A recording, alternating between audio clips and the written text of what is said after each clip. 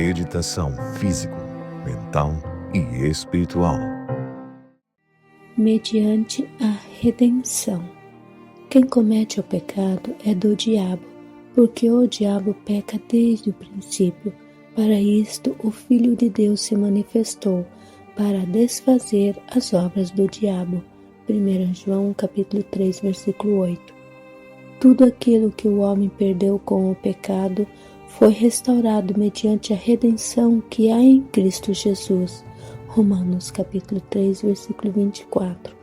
Para isto se manifestou o Filho de Deus, para destruir as obras do diabo. 1 João capítulo 3, versículo 8. Tudo isso é realizado em nosso favor, não por obras de justiça praticadas por nós, mas segundo sua misericórdia. Ele nos salvou mediante o lavar regenerador e renovador do Espírito Santo, que Ele derramou sobre nós ricamente por meio de Jesus Cristo, nosso Salvador. Tito capítulo 3, versículos 5 e 6.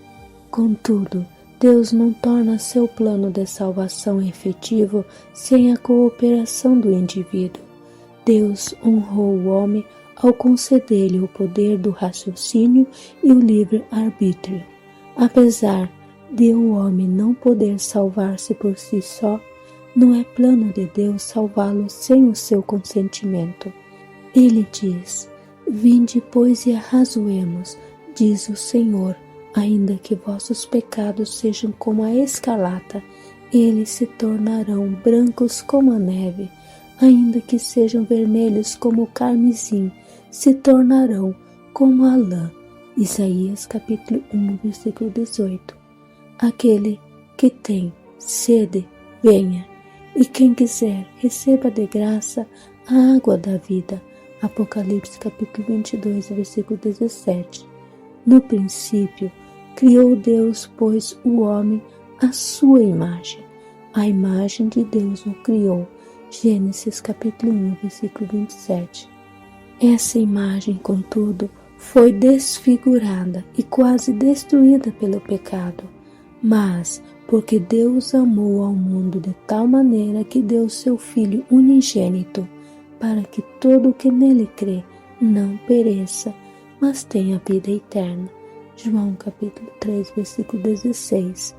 Assim, por meio de Cristo, que é a imagem de Deus invisível, Colossenses capítulo 1, versículo 15, o homem pode ser criado em Cristo Jesus para as boas obras, Efésios capítulo 2, versículo 10, e restaurado à imagem de Deus, sendo conformes à imagem de seu Filho, Romanos 8, versículo 29.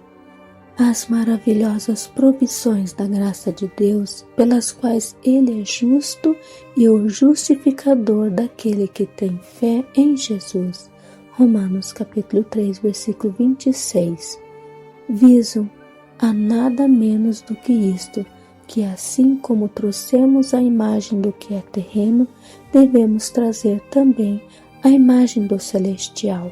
1 Coríntios capítulo 15, versículo 49.